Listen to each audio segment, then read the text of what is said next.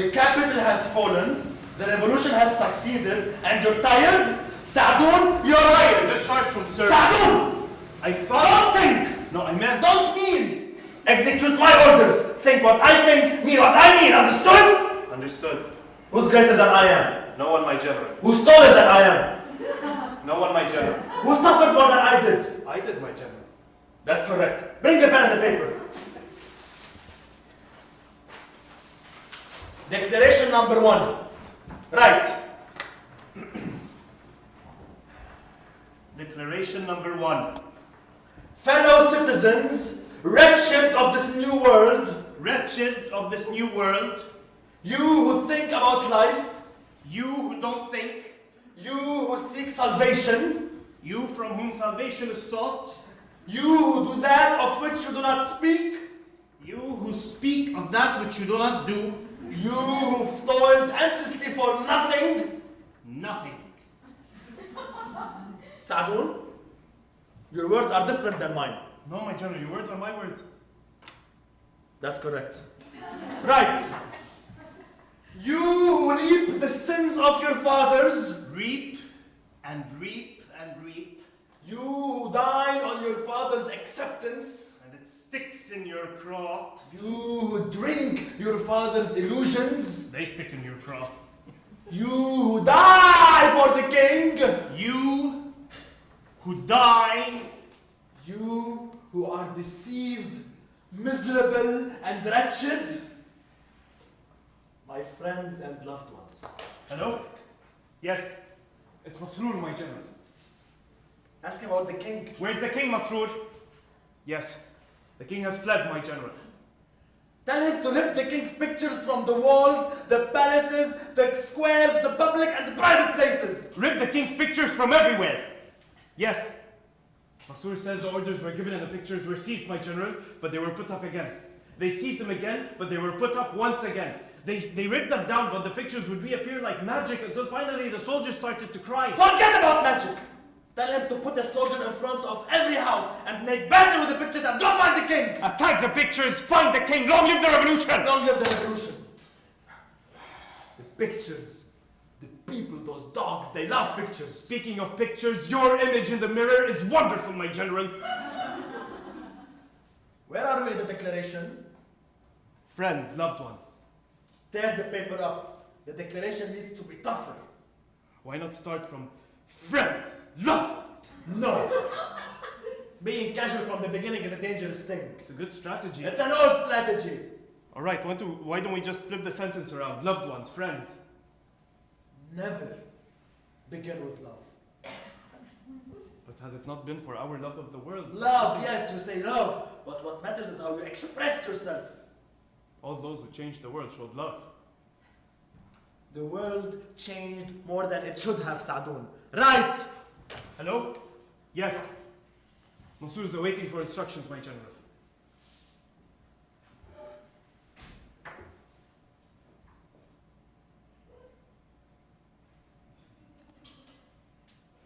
Decree number 1.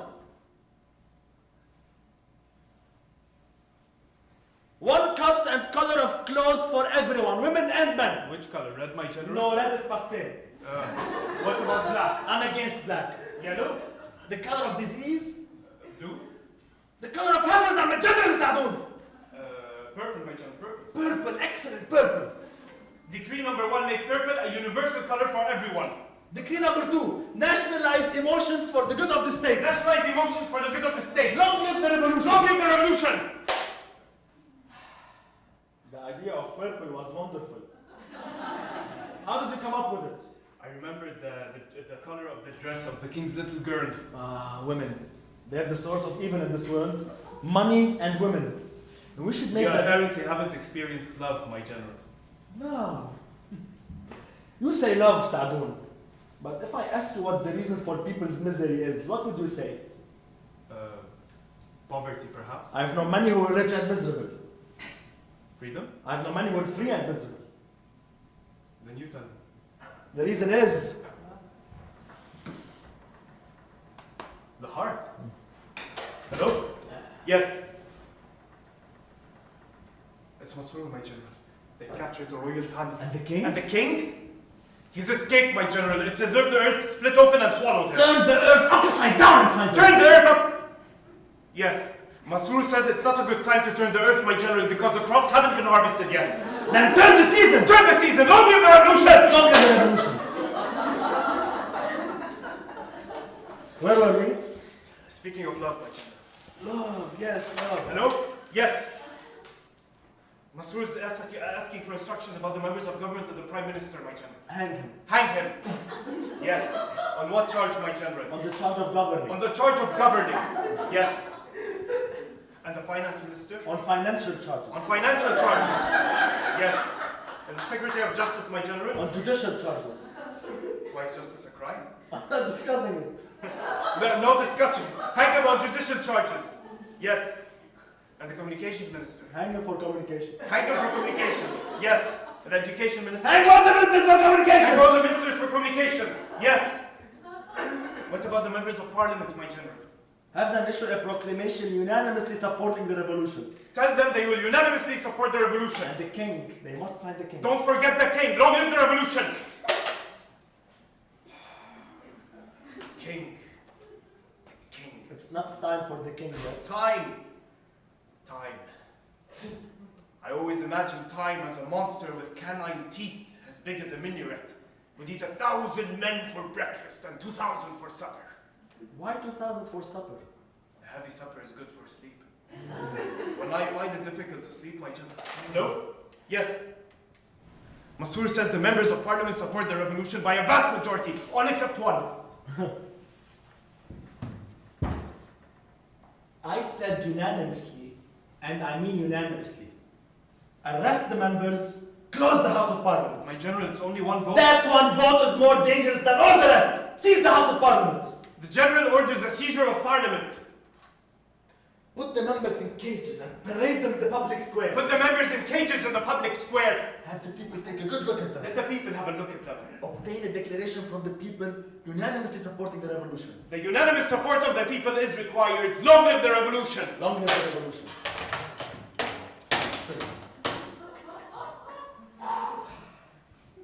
What if they didn't do anything wrong? Who? Your adversaries. Our adversaries. The loser is always wrong.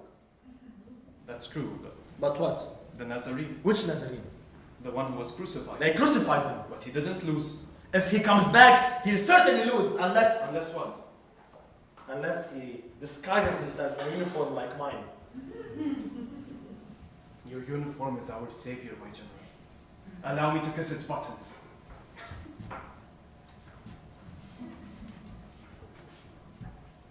You missed the button. The top and the bottom.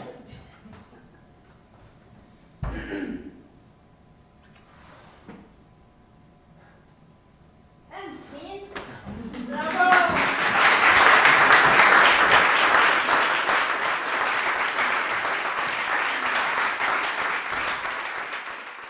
To him, this play was actually written in 1968.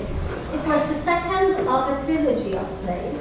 The first one is The China Tree, as was left. This is the second play. And then there is a third play which he commenced writing but he never finished. In all these three plays, actually one character is essential and he is consistent in all these plays, who is Sadun. The general is present in the first play, in the second, but the third is only about Sadun. Now, I don't know when, as you saw from the play, there is a revolution that is taking place. These two people believe they are having a revolution outside, but of course the telephone has no cord. This was in the 60s, the cord was cut. And you feel that there is a sort of madness. These two men are playing roles of conducting a revolution. Now, why this sort of play? At the time, the China Tree and the Dictator, these were considered to be plays that put the history of Arabic drama writing into a new spot. Now, before that, most of what was done in Beirut was mostly adaptations from Western literature. In this play, actually, just as you saw in this dialogue here, just as there was a declaration, you know, the general had a declaration, actually, Isam Mahfouz wrote a declaration at the beginning of the China Sea and the Dictator, and that declaration had to do with what sort of language is supposed to be used for theater. And I don't know how many of you know of the nature of the Arabic language and the dichotomy of the difference between Fusha or classical Arabic and colloquial or Ammiya. At the time, most dramas were written in Fusha. Writing in Ammiya was considered to be almost a heretical kind of approach towards theater. Now, Isam Mahfouz, specifically as this play was written in 1968, in the aftermath of the 1967 defeat. And many dramatists consider this defeat after 1967. It required a new vision and a new interpretation, new approach to theater. Isam Mahfouz considered that this new vision of our existence after the defeat requires a new language. And as such, I have here a little excerpt of the kind of language that is used. Of course, it is what he called the play was actually performed in Ammiya in the beginning, but then it was published with a new language, with a translation that was called Al-Fusha Al-Sha'biya or Fusha, which means you have a text, you read it, it looks like it's Fusha, but it can be read as Ammiya. And actually, one of the most fun exercises that I do in my classes is I ask students in the first time without knowing what it is, please read it. Some read in Ammiya, others read in Fusha, because it's in that, in that place in between. Anyway, what Isam Mahfouz does is, and as you saw in the dialogue, most of the dialogues are actually language games. And he comes to drama from the world of poetry. He was a poet initially. And so the dialogues are actually not because there is a plot that is going on, but because there are ideas that are presented one after the other, and generally they generate through games of names, or through puns, or through rhyme or derivations. And to us, having a language that is so much embedded in the nature of the Arabic language, whether Ammiya or Fusha, presents a big challenge to translators. You know, Robert and I have worked on translating the plays. This is actually the fourth play that we have worked on. And the big challenge is, how do you transform a play into an English language when it is so much embedded in the nature, in the sound nature and the derivations of the Arabic language. And these men of literature who write very complex texts, and they are literary texts, complex literary texts, you have to, as you translate them, there are several things to consider. One of the things that we always consider as we translate, that these texts need to be alive on theater in the receiving language. So they have to work in the receiving language, and they also have to maintain the merits, the literary merits which the originals have.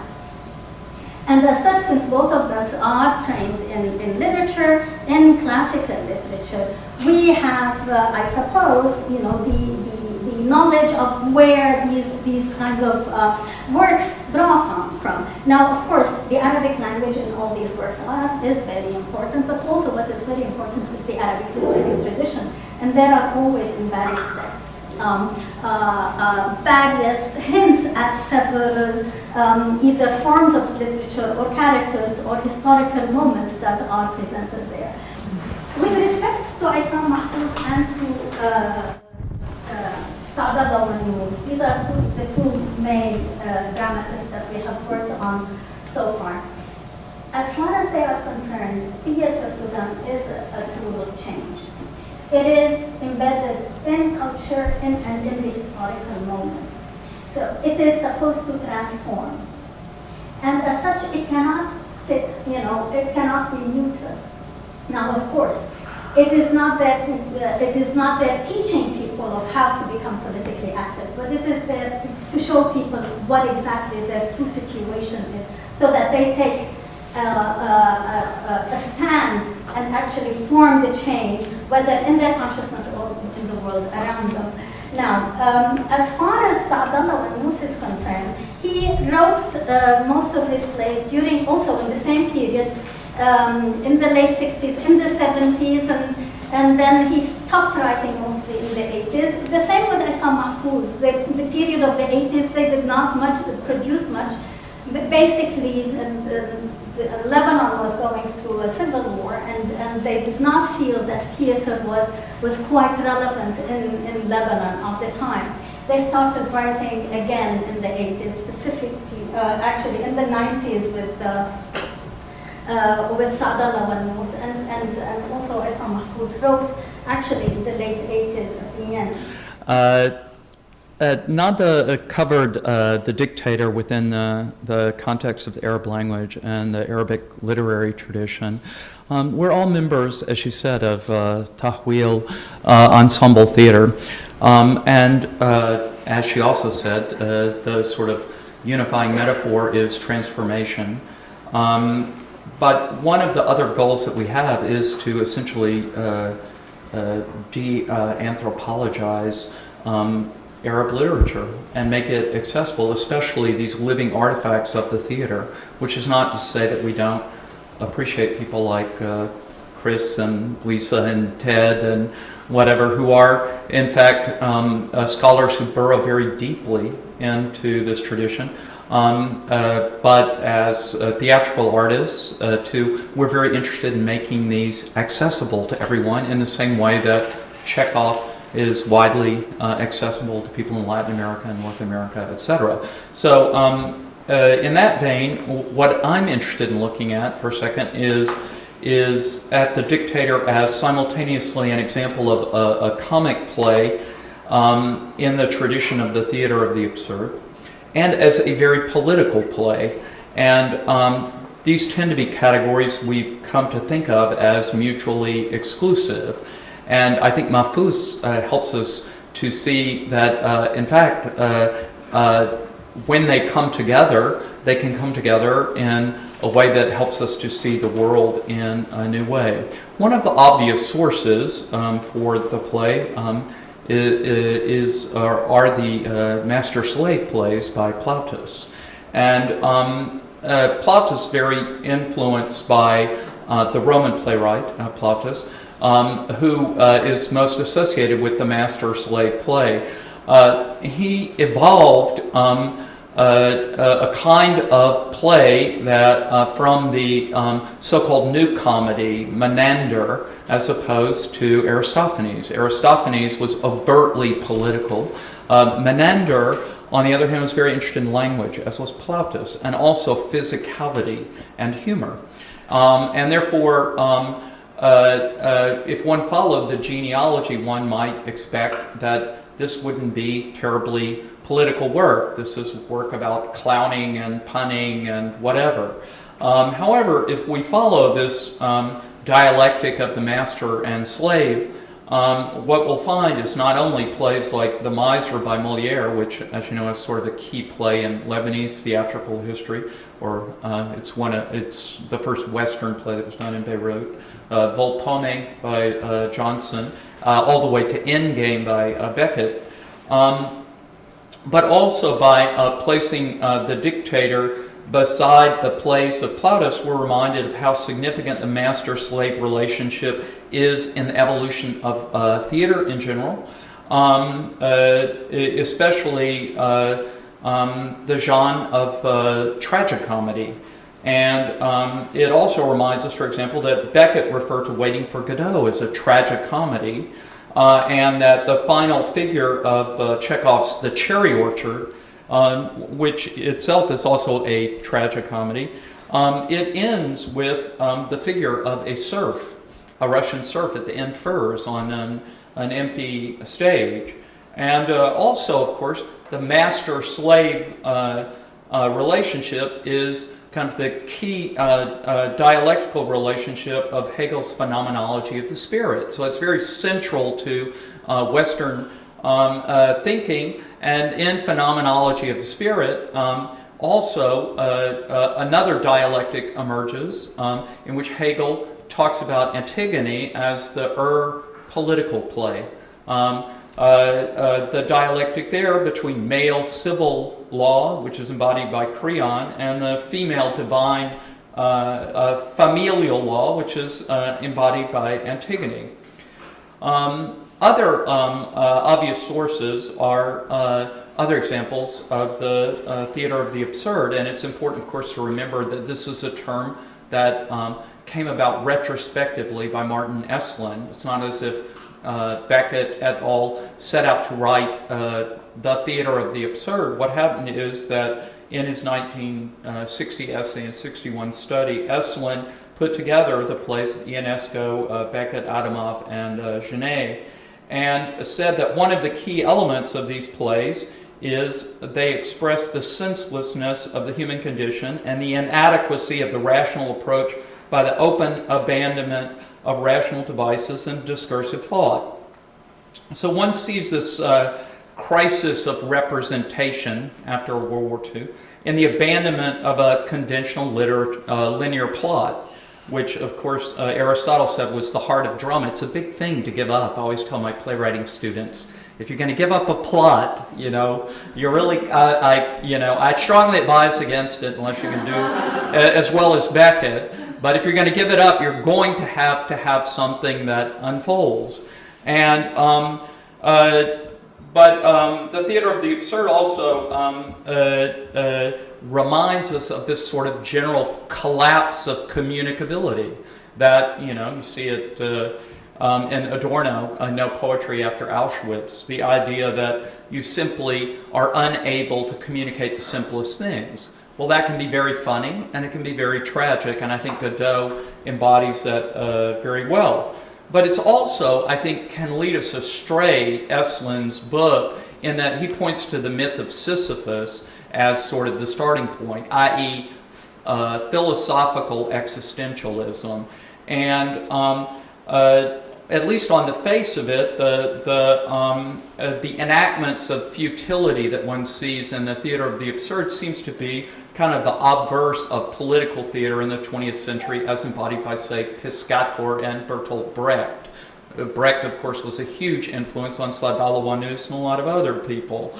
The Dictator is clearly informed by the absurdist tradition, but it allows us to see in hindsight the extent to which the absurdist drama is embedded with ideology. And here are just a couple of examples.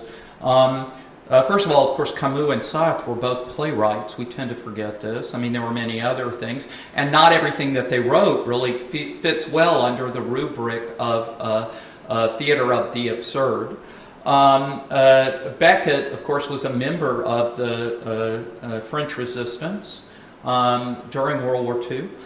He was the personal secretary of James Joyce, who essentially appropriated the English language for the Irish and made it new. And Godot was, of course, written in French and translated back into English. So the idea of politics embedded in language itself. So we see this in Arabic, but it's very interesting and important to see it in other places.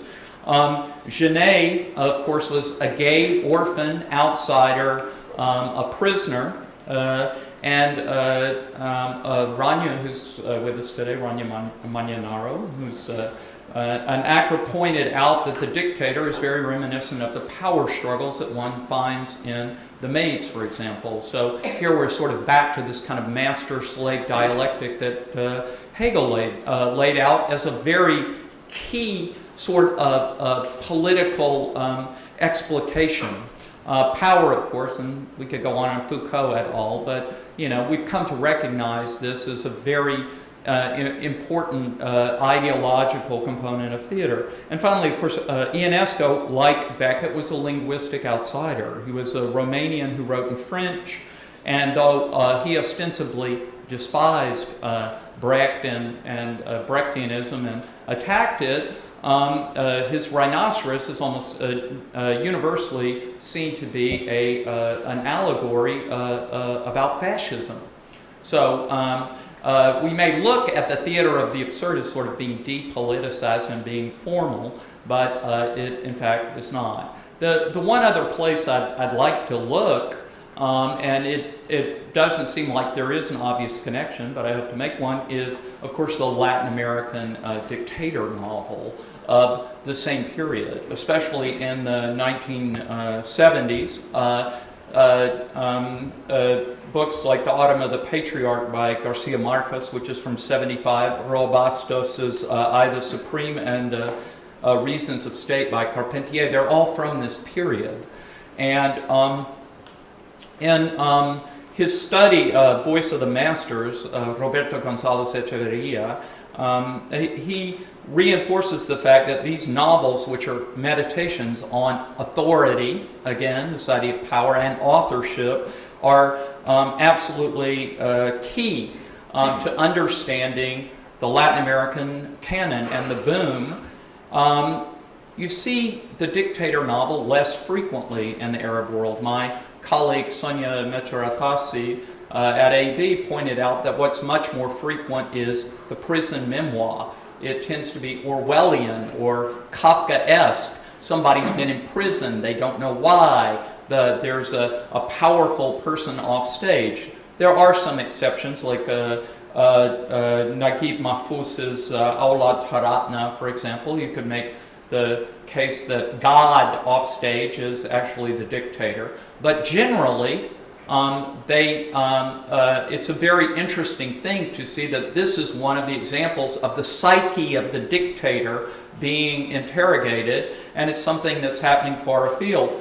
Well, the odd connection here between Latin America and the Arab world is González and a number of other critics, including a very interesting study by Cristina Cervantes called Between Argentines and Arabs. They both point to Facundo, which is from the 19th century. It's an Argentine novel, or it's actually a tract, a political tract. It's not a novel, with a dialectic between civilization and barbarism. And Facundo is a gaucho, a caudillo,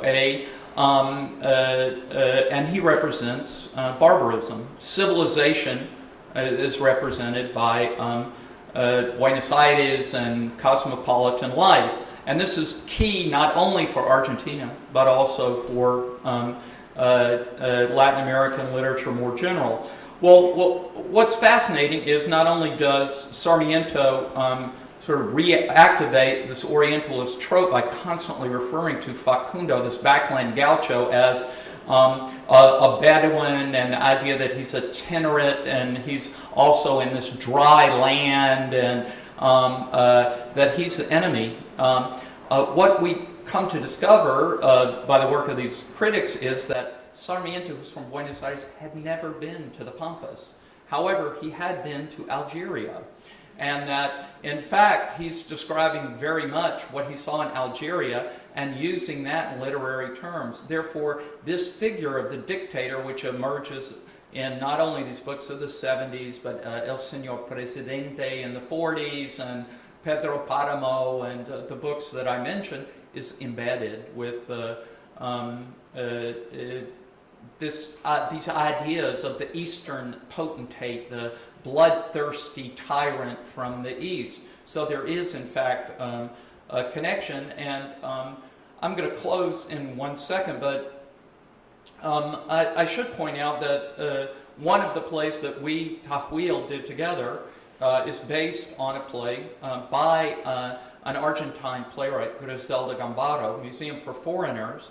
And this is a play, it's a site-specific work set in Beirut, and Sahar will tell you a bit about it. But what's fascinating, it's more or less the end of this dialectic that I've been describing, when the generals, the caudillos, take over in force and turn Argentina into this terror state. And a Museum for Foreigners is explaining the so-called Guerra Sucia, the dirty war, how it happened.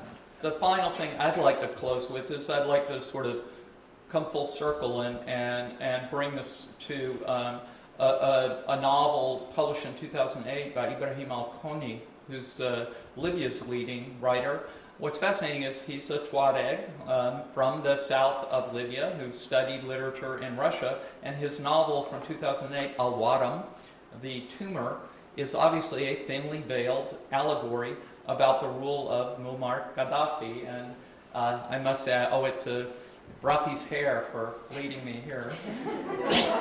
And there's a really interesting English language excerpt which I would read, but we're short on time. But I will say this about it. It's a novel in the excerpt here called The Cloak, where the dictator figure awakes, and in sort of Kafkaesque style, his cloak is now embedded in his skin, and he can't get it out. And the chieftain has bestowed it upon him, and now it's become part of him, and he calls his servant in, who is this huge servant who jumps on him and they try to rip it out, right? And he and the cloak have become one. And it is sort of reminiscent of this kind of power play that we see here. So anyways, I hope that one thing I've done here is to give you a sense of why this is an important play in the Arab canon, but also speaks to many elements in world literature and world theater. Tell us how you put yourself and your work with the translations and with each piece that we worked on, there were, of course, different challenges. Like with, let's say, with the rituals of size and transformation by Wannous, it was a lot of research was required to go back to 19th century Syria, and to, for me personally, I had to work on the physicality of the role of a chief of police back at that time. But with other plays, like for example with the rape that you just saw here by Wannous, one of the main challenges, I was playing the role of an Israeli intelligence officer from the Shin Bet, the Shabak, and one of the main difficulties that I faced personally was to try to justify the actions of the character as one who tortures while he interrogates. So I tried to justify it in terms of going to religion, going to the movement of Zionism, trying to do my own research in order to believe and justify my acts. And then towards the middle, or towards almost the end of the play, the character questions his own acts. So I had to go back to questioning the basic fundamental beliefs of the character, which of course was a whole journey by itself, and it started when we finished performances, of course. So it's a huge journey to take with that. In terms of the translation with, for example, the Dictator, the performance that we just showed you today, a part of it, one of the main difficulties was, of course, trying to express the trying to play something from a different culture in a different language. This by itself, I mean, even though the language of the absurd language is universal, and you can find it in all languages, but in terms of cultural identity of the character, this is difficult to translate from Arabic to English. Yeah. So have you performed it both in Arabic and in English? Which one? The Dictator? No, it's we've only performed it in English until now, but we are planning on performing it in Arabic and in exchanging roles as well.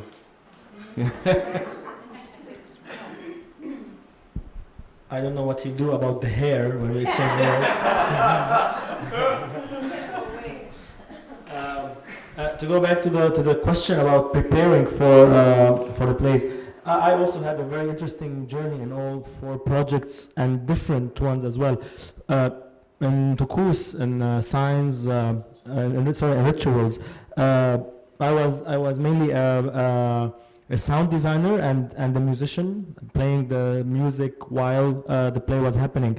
And I had so much fun researching the era, researching Sufism, because the music was extremely Sufist in itself, but at the same time keeping it Sufist, but also giving it the identity of the play itself, because it wasn't pure Sufist. So there was such an interesting journey of research and playing. And I also had a collaborator, another musician I was playing with. So it was interesting to have this kind of triangle between the research, what I want to do, what the other musician wants to do, and at the same time having this unique identity of the play emerging through the music.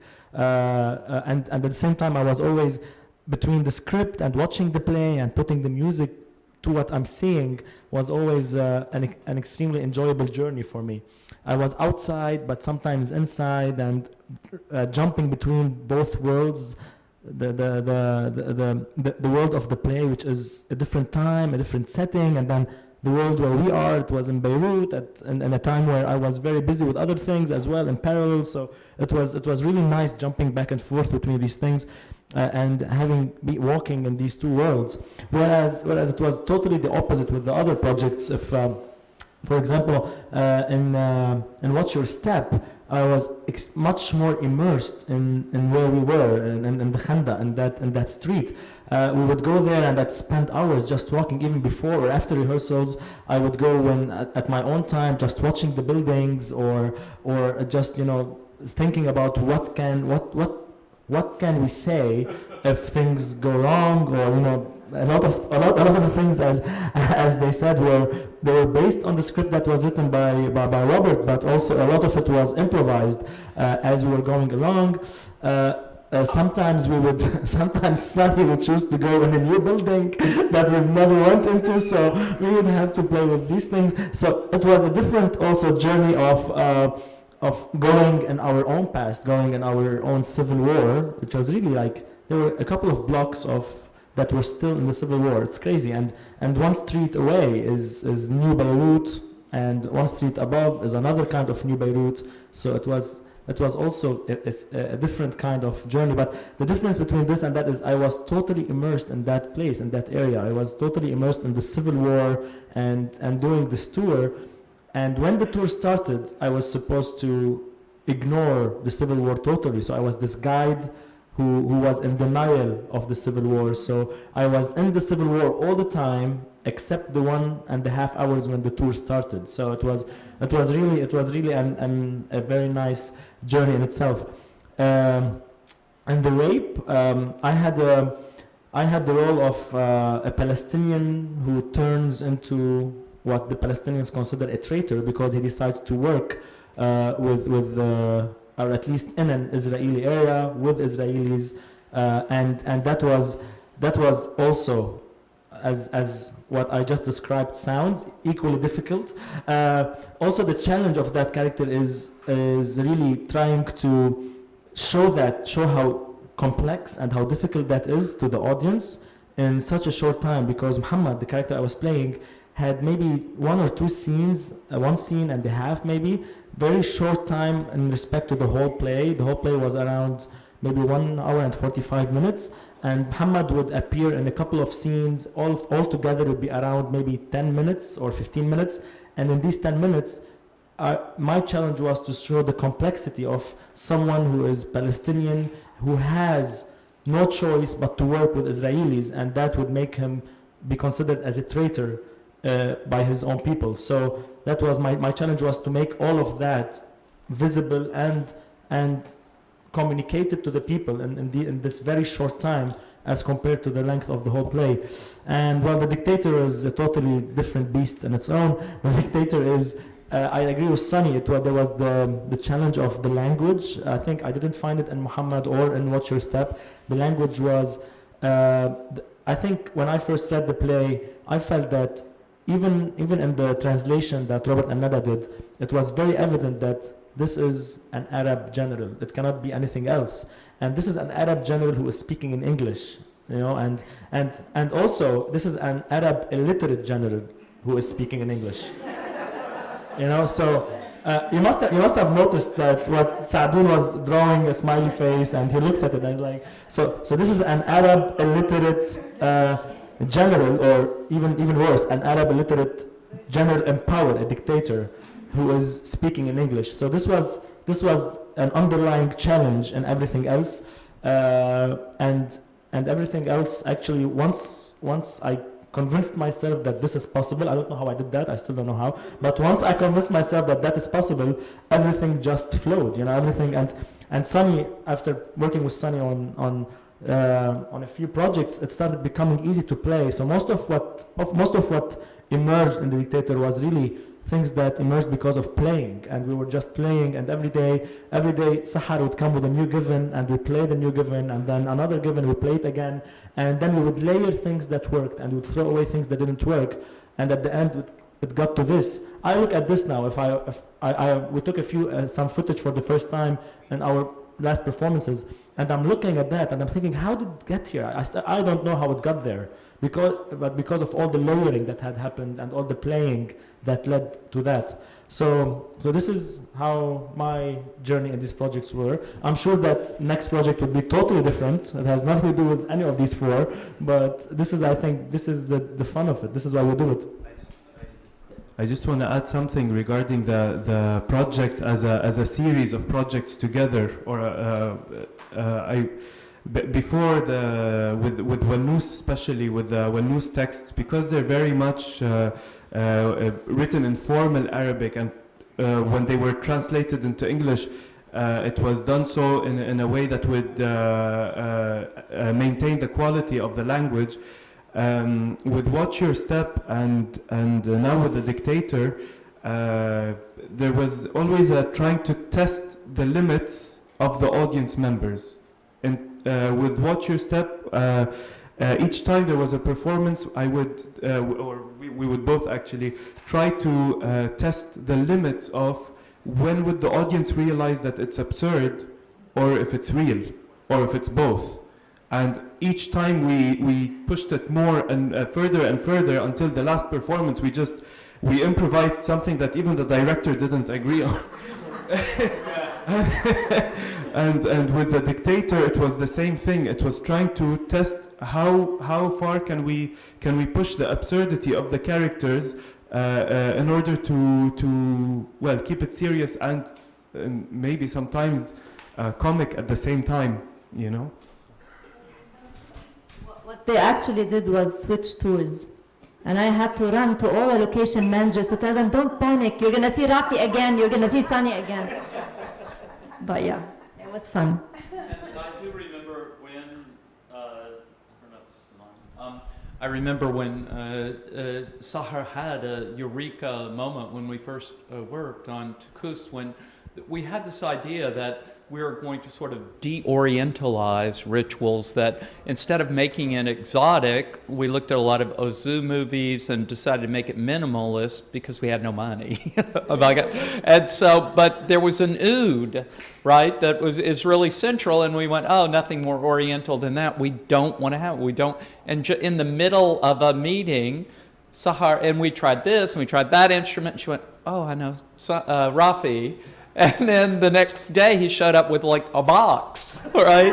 And that was it. And it worked unbelievably well because there was this idea that you could not keep people in Beirut in the theater for 2 hours and 20 minutes without an intermission. They simply everybody start texting and whatever. And from the moment that they came into the theater, you know, Raffi had them sort of going rhythmically, and he had his partner over there, and everybody was sort of in the rhythm, and then it just became, Sahar directed the play like a train going by, and people went, it was 2 hours and 20 minutes, and it was sort of, and if you'd had ouds going, da-da-da-da, people would have gotten, you know, they would have been leaving in droves, so. I just wanted to ask, Watch Your Step, you had a 2.5 minute clip, but has that been made into a full film, and is that available with the English subtitles since I don't speak Arabic? No. Yes, actually it's made into, the performance was 1 hour and 30 minutes, but the film ended up being 1 hour, 65 minutes actually, and it's available. We're happy to give it to people who want to watch it because we're not selling it. It's now being exhibited in Beirut Art Fair, and it's gonna be also exhibited in Paris in January. Yeah, it's being curated by Lara Saab, a Lebanese also artist. So it's gonna be, and I screened the film in Morocco. Tangier International Theatre Festival. It was screened at AUB as well, because unfortunately we only did the play, the tours, for a weekend. That was it. So 180 people exactly were lucky to see to be on the tour. That's it. So yes, the film is available with English titles. Oh, okay, I got one. Unfortunately, I missed the performance only for 2 nights, but did you only perform, what was the decision based just to perform The Dictator? You had 3 very interesting ones, the other 2. So why, and only 2, right? The actor on... The Dictator is a 2-actor play only. And the decision was simply because it's easy to travel with. We don't have money to perform in Lebanon, so we definitely don't have money to bring 30 people here. Rituals was actually 33 characters. And the rape was actually 13. And they have, a scenography that's hard to travel with. And this is also another translation of Robert and Nada, The Dictator, that we wanted to work on. And we thought that Between the Seas Festival is a great opportunity to actually produce the play. So the play was produced for BTS. We performed here last week, but now we're planning for performances in March 2016, which happens to be the anniversary of, the 10th anniversary of Isam Mahfouz passing away. So we're going to perform the play in English and Arabic. We're still working on that.